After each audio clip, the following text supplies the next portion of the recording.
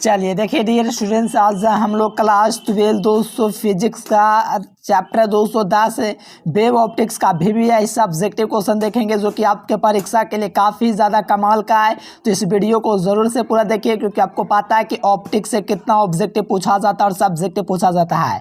आपको पता है ऑप्टिक्स दो भाग में होता है, एक रे ऑप्टिक्स होता है, एक वेव ऑप्टिक्स होता है।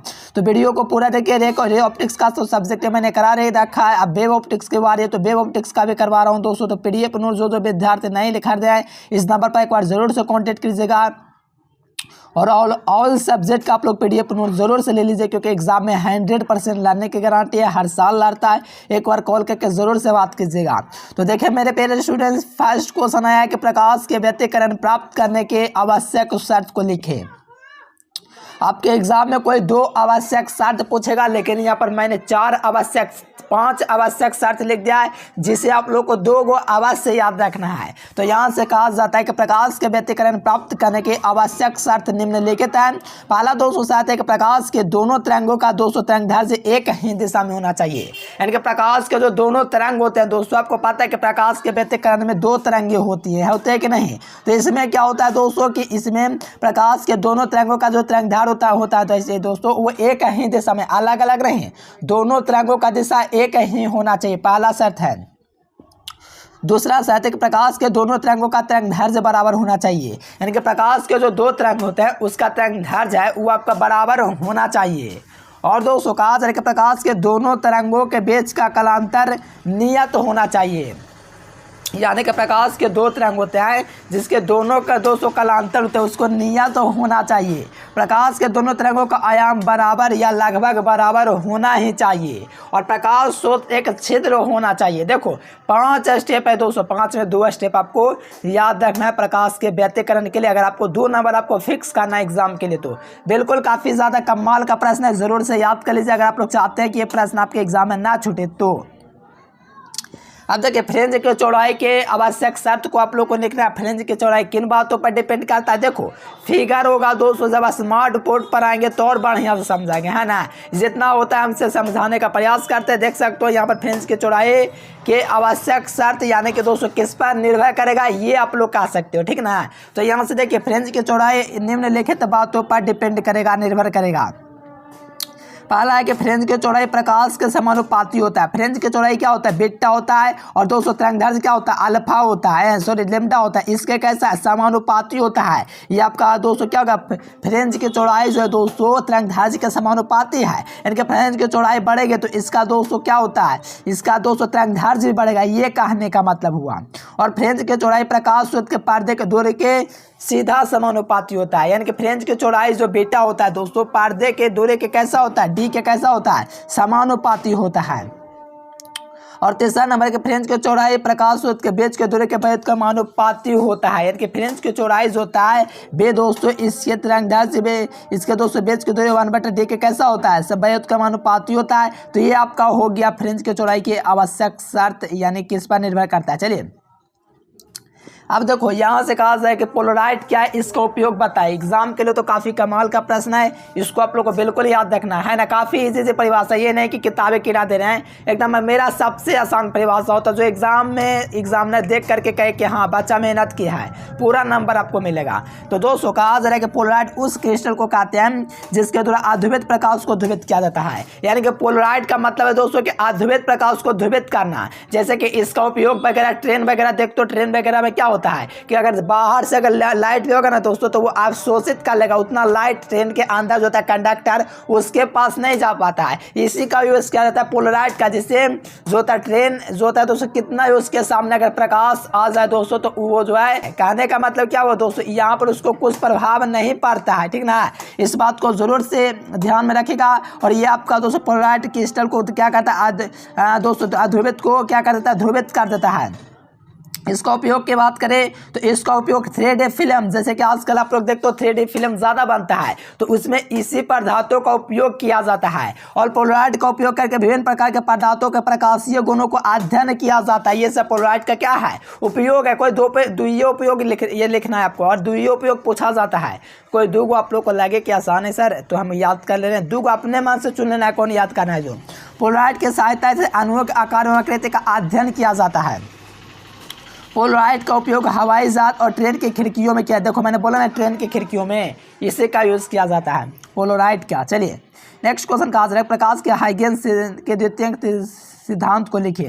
तो देखो द्वितीयक सिद्धांत एक प्रकाश का दोस्तों स्रोत क्या होता है, विक्षोभ केंद्र पर होता है। प्रकाश का तरंगाग्र दोस्तों लंबक की दिशा में की ओर होता है। प्रकाश व्यवकृत तो समान कला में दोस्तों कंपन करता है। ये आपका क्या हो गया दोस्तों, ये आपका दोस्तों क्या हो गया, शर्त हो गया। कह सकते हो दोस्तों इसका सिद्धांत को प्रकाश के हाइगेंस का शर्त या द्वितीय तरंग सिद्धांत ये सब भी कह सकते हो।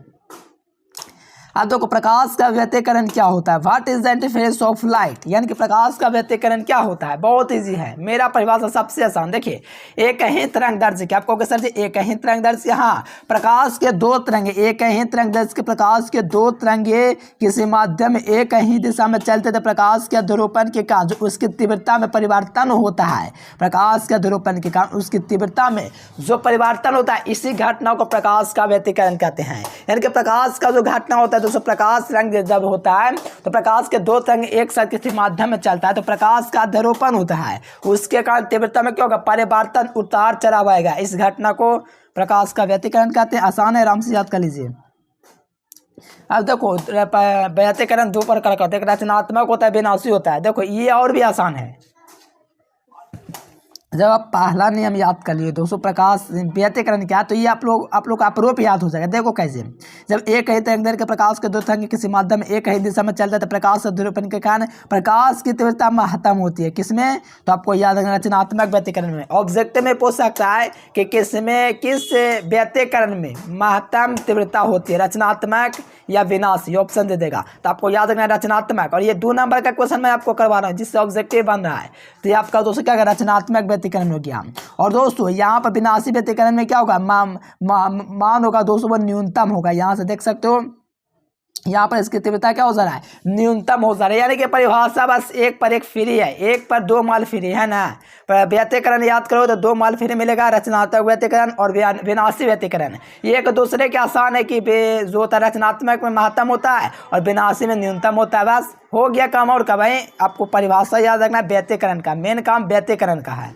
अब देखो प्रकाश का विवर्तन क्या है, ये 1 शॉर्ट रिवीजन समझ लीजिए, वैसा ही क्लास लेकर आए हैं। देखो प्रकाश का विवर्तन, प्रकाश के किसी अवरोध का मतलब दोस्तों कोर होता है ना, जैसे कि टेढ़ मतलब कि काड़ा जो होता है ना, वहाँ से प्रकाश को किसी अवरोध से मोड़ने की घटना को प्रकाश का व्यतिकरण कहते हैं। ये प्रश्न 2024 के लिए बन रहा है, क्योंकि देखो 2020 में पूछा है, 2022 में पूछा है, अब बारी 2024 की है, तो आपको याद कर लेना है प्रकाश को किसी अवरोध से मोड़ने की घटना को विवर्तन कहते हैं। और परिभाषा में आपको ये जरूर से टिक कर लेना है दोस्तों, क्योंकि मैं भी जब एग्जाम देता था अगर पूछता था तो कुछ विशेष लिख दिया करता था, जिस प्रकार से यहाँ पर लिखा हुआ है।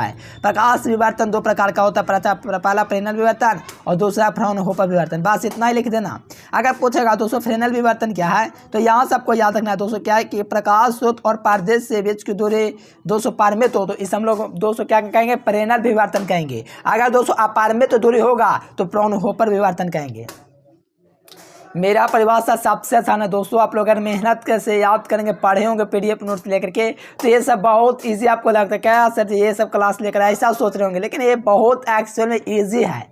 मेहनत नहीं क्यों अलग बात है, लेकिन एक एक्चुअल में आप लोग देख सकते हो ज़्यादा हार्ड नहीं है। लेकिन अभी आपका कुछ बिगड़ा नहीं है, आप लोग को याद ज़रूर करना है अगर आप लोग बेहतर करना चाहते हैं तो, है ना। जो विद्यार्थी टॉप करना चाहता है वो हर एक सब्जेक्ट को दोस्तों टॉपिक वाइज पढ़ता है। ये नहीं कि VBI ऐसा नहीं करता। जिसको नंबर लाना होता है वो VBI पढ़ता है, जिसको टॉप करना होता है वो टॉपिक वाइज चैप्टर वाइज पढ़ता ही रहता है। एग्जाम का नज़दीक क्यों ना आ जाए, यही होती है टॉपर और एक औसत स्टूडेंट्स की डिफरेंस। चलिए आप यहाँ पर देखिए तो व्यतिकरण और विवर्तन फेज में अंतर आपको लिखना है।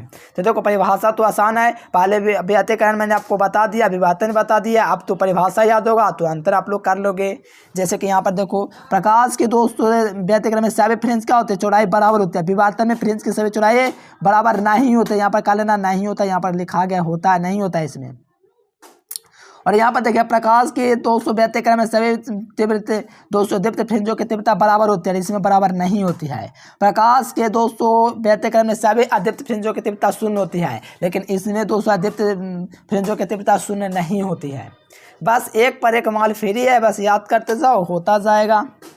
अब देखो प्रकाश का ध्रुवन क्या है, तो प्रकाश के तरंग को एक निश्चित समय दोस्तों लाने की प्रक्रिया, यानी प्रकाश का तरंग जब तेरह मेरा माने कि जैसे तैसे रहता है तो उसको एक निश्चित दिशा में लाते हैं, उस लाने की प्रक्रिया को प्रकाश का ध्रुवन कहा जाता है। देखो सटीक परिभाषा, ये नहीं कि हम लोग कुछ उठा कर दे दें, एकदम सटीक परिभाषा है। आपको अगर लगता है कि ये नंबर हमको 2 नंबर नहीं मिलेगा तो मैं एक बात बोलना चाहता हूँ दोस्तों, अगर मैं आपको किताबें किरा दे दूँगा तब मेरा क्या फ़ायदा, टीचर की आवश्यकता क्या पड़ेगा। अगर आप लोग को जब लंबे परिभाषा हम आपको दे दे तो टीचर की आवश्यकता क्या, आप भी तो बुक से याद कर सकते हो लंबा परिभाषा। मैं टीचर हूँ आपकी दोस्तों आवश्यकताओं को, मजबूरियों को छोटा करना, कम से कम शब्दों में समझा देना। तब वहीं मेरा दोस्तों है कि प्रकाश के तरंग को एक निश्चित दिशा में लाने की प्रक्रिया को प्रकाश का ध्रुवन कहते हैं, सबसे सटीक परिभाषा है। देखो तरंगाग्र क्या है, ये दोस्तों 2022 में पूछा, 2024 में बिल्कुल पूछा जा सकता है। तो ये तो कोई कितने प्रकार का होता है, ध्यान से देखिए। प्रकाश तरंगाग्र के सभी दिशाओं में दोस्तों समान कला में कंपन करते हुए एक निश्चित आकार का निर्माण करते हैं, जिसे प्रकाशीय तरंगाग्र कहते हैं। पहला गोलाकार, बेलनाकार, समतल तरंगाग्र, ये सब क्या तरंगाग्र है। ये सब क्या तरंगाग्र 3 प्रकार का होता है। ये तरंगाग्र क्या है, गोलाकार क्या है, बेलनाकार, ये सब आपको बतला चुके हैं पहले ही चैप्टर वाइज में। तो इस वीडियो में भी आपको मिलेगा, क्योंकि यह 1 शॉर्ट रिवीजन आपके लिए लेकर आए हैं। देखो गोलाकार तरंगाग्र क्या है, तो प्रकाश स्रोत से परिमित दूरी पर दोस्तों बने तरंगाग्र को गोलाकार तरंगाग्र कहते हैं। अगर आप परिमित दूरी पर बनेगा तो समतल तरंगाग्र कहलाएगा। अगर एक बारीक रेखा के दोस्तों समान बनेगा तो वो आपका बेलनाकार कहलाएगा। और यहाँ पर आप लोग देख पाओगे, यहाँ पर छिद्र बारीक रेखा के समान बन रहा है। यहाँ से ऑब्जेक्टिव प्लस सब्जेक्टिव दोनों आपका क्लियर होते जा रहे हैं। ये बारीक रेखा के समान किसमें बनता है, बेलनाकार में। देखो समतल में अपरिमित मैंने बोला था दोस्तों, जिसमें अपरिमित लग गया वो समतल तरंगाग्र होगा। अब देखो न्यूटन के कनिका सिद्धांत को आप लोग को 2 ही कनिका सिद्धांत याद रखना है, क्योंकि 2 नंबर में कहेगा कि न्यूटन कनिका के 2 सिद्धांत को लेके, तो 2 को आप लोग याद कर लीजिए, 5 को में आराम से याद हो जाएगा। ये कनिका एक माध्यम से दूसरे माध्यम में जाते तो परिवर्तित हो जाते हैं। इन कनिकाओं का वेग महत्तम होता है। ये सीधी रेखा में गमन करते हैं। इन कनिकाओं का दोस्तों माध्यम की आवश्यकता नहीं होता है। ये विभिन्न तरंग दैर्ध्यों का दोस्तों विभिन्न आकार के कारण होते हैं। आसान है, आराम से आप लोग भी कर सकते हो दोस्तों, इजी मैंने आप लोगों का छापा है। चलिए हाइगेंस का तरंग सिद्धांत आप लोग देख सकते हो। यहाँ से आप लोग प्रकाश का तरंग महत्तम होता है, न्यूनतम होता है, तरंग अनुप्रस्थ होता है। यहाँ से एक माध्यम दूसरे माध्यम जाने पर वेग बदल जाता है। यहाँ विभिन्न रंगों के लिए विभिन्न तरंग दैर्ध्य होता है। ये सब आपका ईजी है, एकदम याद कर सकते हो। ये आप लोग समझिए, आप लोग खुद से कर सकते हो, इतना सटीक परिभाषा जो लिखा हुआ है। चलो प्रकाश का व्यतिकरण क्या भी ये भी समझ जाओ। प्रकाश एक ऊर्जा होता है जो हमारे आँख के रेटिना पर पड़ता है तो उत्सर्जित होता है। हमें देखने की अनुभूति होता है कि हम देखना चाहते हैं क्या। जैसे कि आप लोग रूम में जाओगे, अंधेरा रूम रहेगा तो आप लोग लाइट जलाओगे, आप लोग देखने की अनुभूति होगी कि रूम में कैसे कहाँ पर रास्ता क्लियर है कि नहीं। उसी घटना को हम लोग कहेंगे प्रकाश का प्रकृति, यानी कि प्रकाश का क्या है, प्राकृतिक है। ये तो हमारे द्वारा दिया गया आर्टिफिशियल है दोस्तों लाइट, लेकिन ये क्या है, प्रकाश का प्रकृति नहीं कहेंगे इसको। चलो ये देखो, इसका तो कुछ साथ है कि सीधी रेखा में, ये सब तो आप लोग कर नहीं सकते, इजी है। और ये देखिए ये आपका न्यूटन के कनिका सिद्धांत के कुछ दोस्तों है, तो इसको आप लोग को 2 को याद रखना, कोई 2 को याद कर लीजिए, 5 को में आराम से कर सकते हो। 1 शॉर्ट रिविजन करवा रहे हैं तो आप लोग को याद तो करना ही है। अरे देखो इसमें भी आपको दोस्तों हाइगेंस के तरंग सिद्धांत है, जिन्होंने कहा कि मानव का सिद्धांत दिया। इसमें भी आप लोगों को 2 को याद रखना है, यानी कि 2 को सब याद करना। उपयोग गुण जितना भी ना है सब में आपको 2 रखना है, ठीक ना। ये कम संभावना है कि पूछा जाएगा, इसको आप लोग कट आउट में रख सकते हो।